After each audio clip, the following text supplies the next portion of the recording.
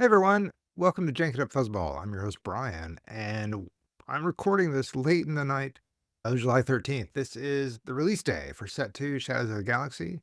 It's been a long time coming, and I've been meaning to record this for about a week. I was going to do it earlier this week, but then Hurricane Beryl hit, and I live in Houston, so literally it came real close to us, and it knocked out power for 2.5 million households, and we didn't get power back until Wednesday afternoon.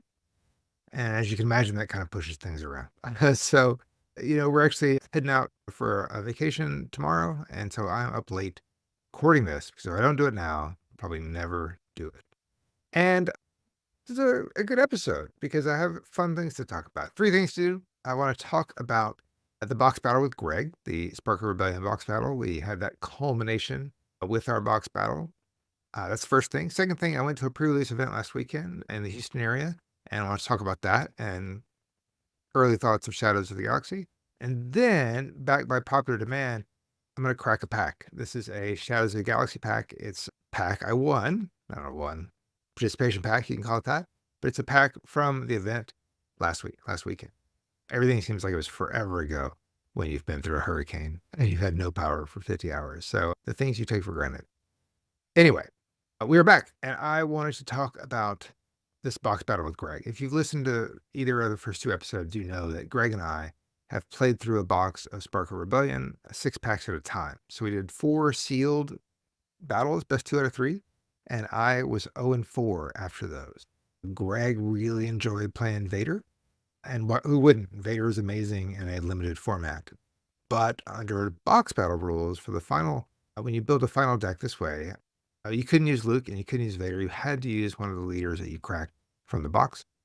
Also, we were playing with 50 card decks with a 10 card sideboard, as opposed to, the 30 card deck limited format. So fun times. We had a while, at least 3 weeks between our fourth kind of sealed event and the box battle. And it was pretty, I don't know, it was stressful, but 0-4. I run a store that sells Star Wars Unlimited, and I was 0-4 against Greg, and so I was like, okay, I need to come up with something. And the good news is, you look through a whole box of cards, and you figure out where your opportunities are. And after going through my box, I noticed that I had a lot of Imperial, like a whole lot of Imperials. And so I really looked at Grand Moff Tarkin, and I decided that that was going to be the leader for me. And I've had some success playing some red cards, some aggression. And so I really went into thinking about Tarkin red. And I built the deck out. I made a few edits to it, but I'm going to pull it up right now. And so we can see what it looks like. You can see, I'm not going to go through the whole list, but if you're on YouTube, you can see what's going on. But every unit I have in this list is an Imperial. So that means Tarkin's ability for a resource to give an Imperial an experience token pays off. So I have several 2-cost or less units. Looks like I have about, 11, 12, 13, 14, 15, a lot. And as with sealed or limited, it's hard to get a place out of everything. So if I'm just looking up here, both snowtroopers have a place out of those. But even like the Death Star Stormtrooper, I only have 2 of those. The normal TIE Fighter, I only have 2 of those, and whatnot. I did pull like 1 fifth brother and 1 seventh sister. Those are both Imperials, in addition to being Sith, and they're in here. I did pull 3 cell block guards, which I really like as a Sentinel, so they're in here. And just some other fun cards, like I had 1 Rook, I had 1 Callus, I had 1 Overwhelming Barrage, 1 Traitorous. As you get to the higher cost things, pretty much 1 of everything. I did have 2 Ruthless Raider, but you can see a lot of those stuff. And I did pull 1 Emperor Palpatine, so that is on the high end, along with a Blizzard AT-AT and the 97th Legion near the top. The synergy here, the game plan is simply get the Imperial units out and then use Tarkin to boost him before he deploys. And after he deploys, he will attack first, and he is able to give an experience token to an Imperial that way. Also had 1 copy of Veers to pump all my Imperials, which is pretty fun. And 2 super laser blast technicians. I also had 2 resupplies. I felt at some point I had 3 technicians, but I felt that was too many. I didn't like that. I also had 3 probe droids at one point, but I just don't like playing the probe droid. I don't know. I think everything else is a better option. So, did have some defense. I had 2 open fires and 2 force chokes. As I mentioned, I had the overwhelming barrage. I had 2 of the maximum firepower. So I had that, and, we'll see how it went.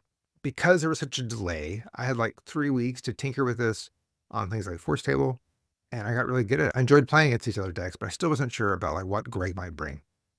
Because we saw a lot of Vader with Greg, we also saw Chewbacca, and so I really didn't know. But I felt pretty good about this. I could pilot this. I felt good about the synergy of having all the Imperial units. In my sideboard, didn't really talk about that, but my sideboard, I have some non-Imperials for just use cases, as most sideboards would be, right? I have like 1 copy of Wolf. I have a copy of or 2 copies of the Fang Fighter in case somehow he shows up with like shielded units. I had some non-Imperials with Ambush just if I needed that. I had 1 copy of Aggression, but those are all my sideboard, so those were kind of there just depending on what Greg shows up with. Obviously, I wasn't sure. So we get to finally the day arrives, and I remember feeling great because I'm play testing this. I feel like it's performing really well. I've gotten a handle on how to play it. And I remember earlier in that afternoon, Greg was coming over, and I went out to the garage. This is supposed to be an hour before he showed up to get my card table. I have a little card table we play in my studio here. And that's when I first got nervous. I was like, man, like 0-4. I really need to win this. I really need to win this. And I got nervous because Greg's a great card player and he's a great deck builder. And so I wasn't sure he'd show up with.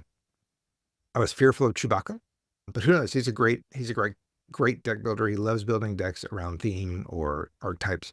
So I wasn't sure. Lo and behold, he shows up with a red Leia deck. So I'm playing red Tarkin, Imperials. Greg shows up with Rebels with red Leia. And I immediately know he's going to be playing fast. He's going to be playing aggro. And I'm concerned that I may not have enough tempo to keep up. I played Leia in one of our first or second box battles, maybe the first one. But I didn't have all the rebels, right? I didn't have the synergy necessary to make her great. And clearly after a box, knowing what I was able to do with Imperials, I was pretty sure that he was going to show up with something. Also very, very strong. And it was great. Thematically, it was perfect Star Wars, right? You have Grand Moff Tarkin facing off against Leia, Princess Leia, I guess. And so really exciting for that. Game 1 kind of went pretty well, right? It was neck and neck, and he was using Leia's ability to attack with multiple units a lot. And I was having a hard time keeping my units around long enough for me to pump them up. Thankfully, though, he really struggled in getting units on the ground because a couple of his first 2 units was a partisan insurgent and a Jedha agitator. So not really big units. They're both rebels, both red rebels, but they weren't that big of a threat. I made sure to kind of anything bigger I would usually target and try to swap out with. But those guys hung around a long time, and it was just back and forth. I feel like we both damaged bases at a very equal rate. And so it was getting late in the game. We were both in the 20s as far as damage goes. We were both running 30-point bases. And a key turning point, the key scenario, I guess, was Greg admitted that he was feeling really, really good at this point with his board state because I had maybe a unit out and I had Veers pumping everything else. And he traitorous my Veers away. So all of a sudden, Veers goes over to his side. He doesn't have any Imperials, so that doesn't boost his, but he takes away at least 1 hit point worth of damage from all of my units because they're all Imperials. And that was concerning. We drew up for the next round. Okay, we did the upkeep, and I top decked Emperor Palpatine. Just happens, right? I know Greg was salivating because both her leaders are already coming on. Leia did her shenanigans a couple times, but I got her down. This was late in the game. We're both in that mid-20s damage, and he had those same 2, the Jetta Agitator, Partisan Insurgent, and now he had my Veers with the Traitor's Play, and I pull out Palpatine. And Palpatine, was able to take out all 3 of those with the 6 damage that he spreads around. So I had to kill my own Veers, but I also took out, like, all of his ground. All of them. So he was completely naked on the ground arena. And in the space arena, he had Bright Hope that has Restore too. So he still had that, but that was kind of the turning point. I had Palpatine, and then Veers died, obviously. So I didn't have that, but I had at least one other unit. I don't remember what it was. And so we sat there, and I felt so good about that because then on the next regroup, I pulled Ruthless Raider. And I had him at 28 damage. And so Ruthless Raider would have given me the win, even if he had something else. He pointed out, though, that he could use Bright Hope to get Restore 2. That would get him down. He'd still be 4 damage away, but I had Palpatine, and he had no defense for Palpatine. So that would have been it. And so I took game 1, and it was super exciting for me because I was like, oh, it's a lot of pressure. And this is a game, and it's all entertainment. But it felt good to win the first game. Going into the second game, I did change my strategy a little bit. I did sideboard 2 cards. I think I brought in one of the ambush cards I had, and then I think I maybe put in the Fang Fighter just as an additional space unit. I played it differently in that I was more aggressive with taking out his units because Leia was just always there doing her shenanigans. And so I was more readily willing to trade units. And I was a little nervous about that because there was a huge gap in damage, right? At some point, he had me at 20 damage on my base, and I had like 8 on his. Like there was more than 11 or 12 point swing. And I was really nervous. And I was like, man, this isn't working for me, right? I was really, really sweating it out. But I controlled the ground. I would kill everything that showed up on the ground. Leia came out, and I think I took Leia down without her even getting a second activation out, right? So, yes, she got to attack, but that was it. I took her out the same round she deployed, and it came into drawing again. I surged back in, so I caught up, and I think I had 22 damage on my base. I think he had maybe 20 and 21. And he had 2 Green Squadron A-Wings. He had nothing on the ground, but he had 2 Green Squadron A-Wings. They both have, they're 1 damage, raid 2, so they pump up to 3.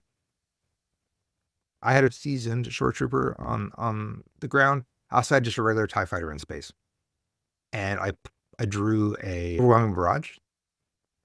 And that was clutch, right? My shore trooper had a couple of experience tokens on it already. So he put down a attack pattern delta, which I had 1 copy in my deck as well. He had 1 in his. We both paid the aspect penalty for not having 2 command. But he was able to boost essentially his 2 squadron fighters. So 1 was going to swing for 6, the other was going to swing for 5. That alone was lethal to win him the game. I immediately put down the OB on the shore trooper. And so in my mind, it was probably his 2 plus 2. I think I had 6 damage I could deal. And so what I did, I had to make a choice. Obviously, I slammed it into the 6 damage one. And so I killed that one immediately. And then he swung in for the 5 damage one, right? Because he had boosted it and hit me for the 5. So I was like at 28 damage. But then the key here is I was able to use Tarkin's ability to boost my lone X-Wing over there. And then I was able to put damage into that. So even the plus 2 obviously was good. But at the end of the turn, when that drops off, he had enough damage that A-Wing also died. So that cleared out both A-Wings. And at that point, I had boosted the shore trooper enough. And then we remembered, because it's just, it's not one of the things, but I clearly had more than 6 resources out, and the shore trooper gets the plus 2. So that was lethal against Greg. Once you add his current health plus that plus 2, plus the OB plus 2, that was it. And so I took down the box battle 2-0. against Leia aggression, and it felt great. They were both very close games. I think we both talked about how, one card away. I had Palpatine the first game, and then I drew OB at the perfect time. Had I not drawn OB, those two Green Squadron A-Wings would have just eaten me up, and that would have been it. And I would have been on to game 3. But it didn't happen that way. So I was super happy to win. We were happy also to kind of be done with the box. I mean, it's 5 rounds from one box. It's great. This was actually the first, outside of the starter set, this was the first contest where we played 50 card decks against a 50 card deck. And we have also both purchased singles. So we have some decks we're building, so constructed or premier format. And I know soon enough we'll be doing that. He ordered fancy new toys for this Leia deck. I believe he has another deck he's dreamed up that I have no idea, but I know he has a ramped up Leia deck ready to go. And I ordered cards for a Boba, maybe a coming Boba deck that I want to try out. So I have that. And then I actually have my own Leia deck. I'm kind of scared of what he may have compared to me, but we'll see. We both drew home 1 in that box. And so home 1 was in his deck, but thankfully it didn't show up in the battle. So that was our kind of adieu with Spark of Rebellion. It was great. Obviously, winning feels great. And I'm excited. Next time we get together, we're going to do Constructed. So I'm excited about that for sure. So thank you for following along on the Backs battle. I don't know exactly if we'll do something similar for Shadows of the Galaxy, but that was good. Tarkin, really enjoyed Tarkin.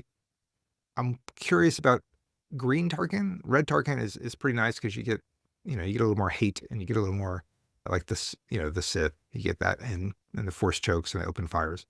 But I like the idea of Tarkin and the Imperials. So I may develop that. And I know seeing some of the Shadows of the Galaxy cards, there are cards in there that I'm really excited about that would also benefit Tarkin.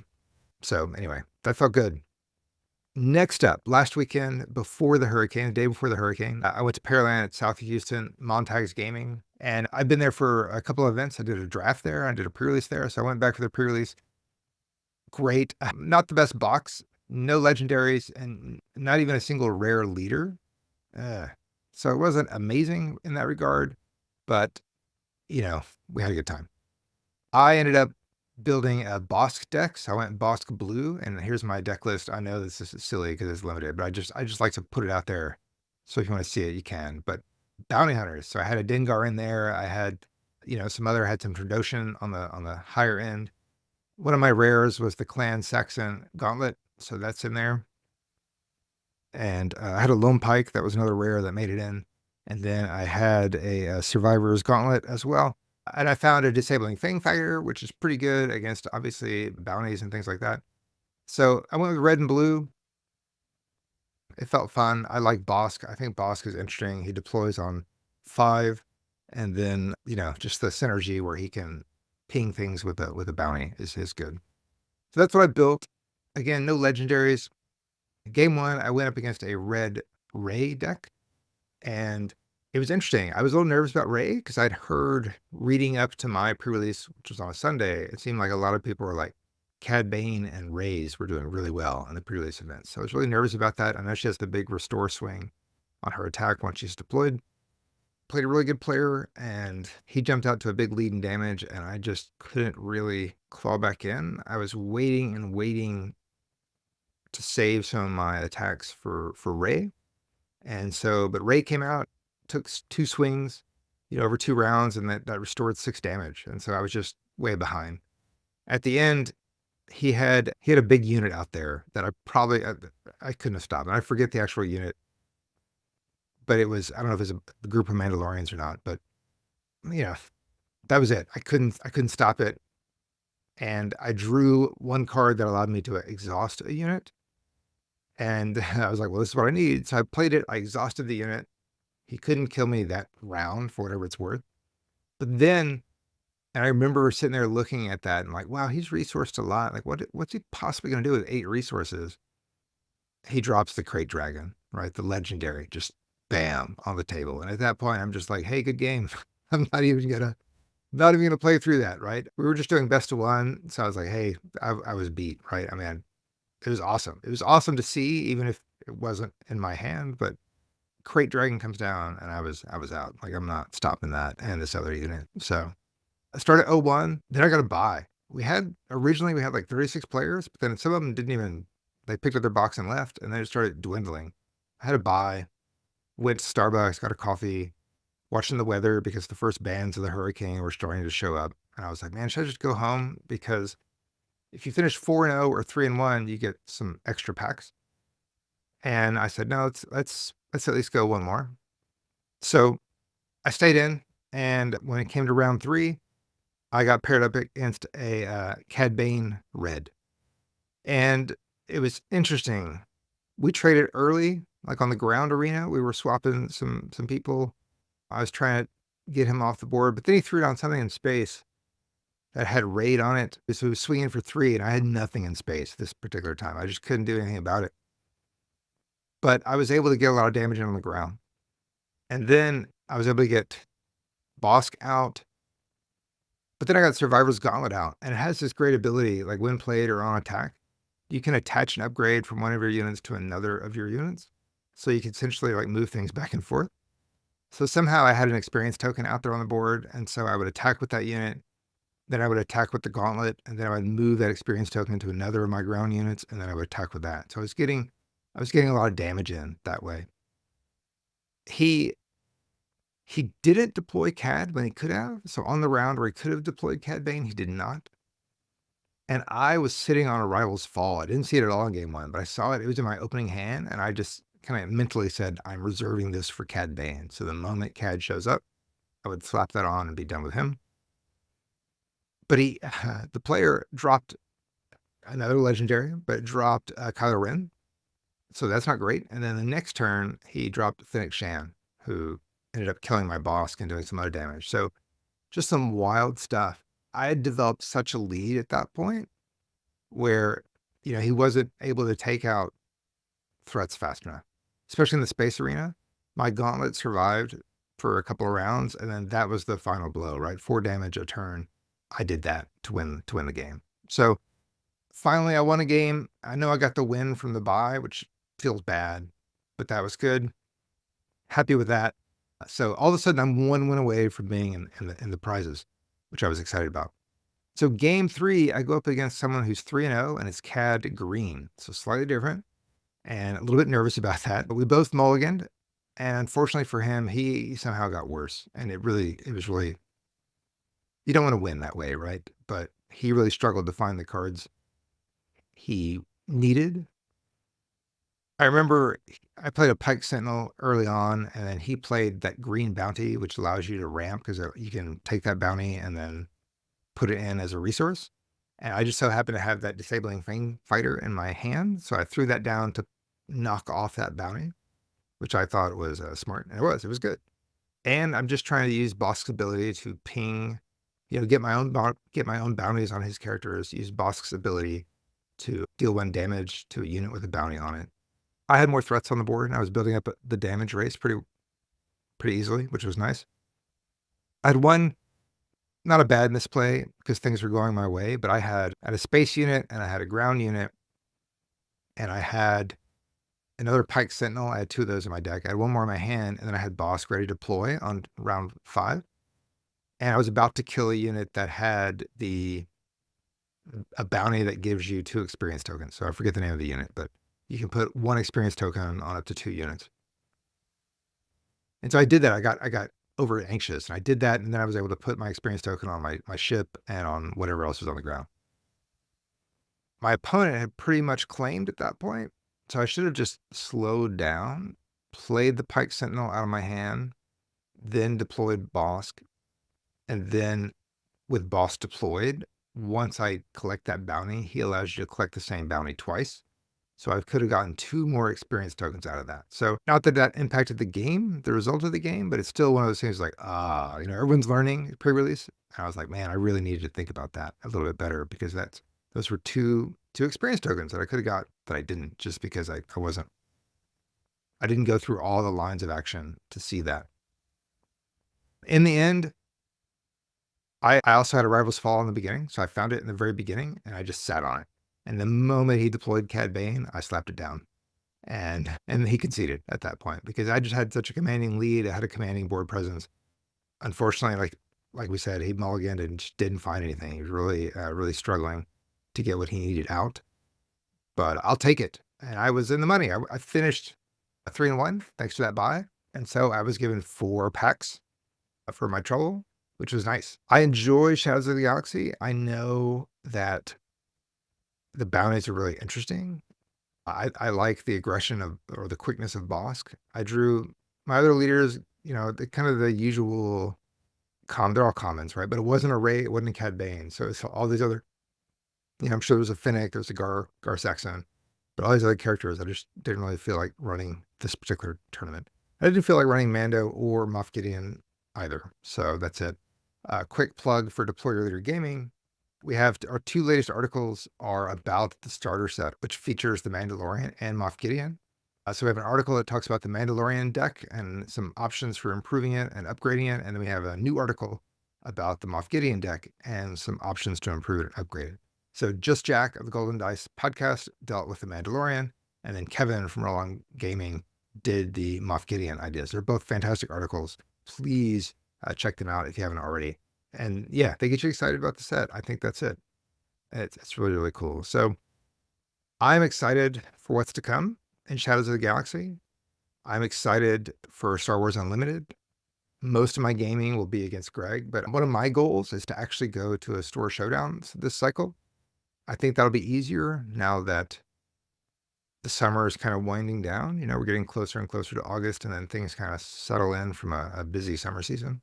So I hope to do that. I have no idea what I'll play, obviously, but that's what we'll find out. I hope you're having fun. If you had a chance to do pre-releases, or by now, hopefully you got your hands on some product. Hopefully you're doing well. All right. I'm going to go ahead and crack this open. I'll read through the cards quickly because, again, for those that are listening, I'll just read off the names and we'll see. What would make this successful for me is a cool hyperspace card that looks good. Maybe, obviously, a hyper foil, but those are rare.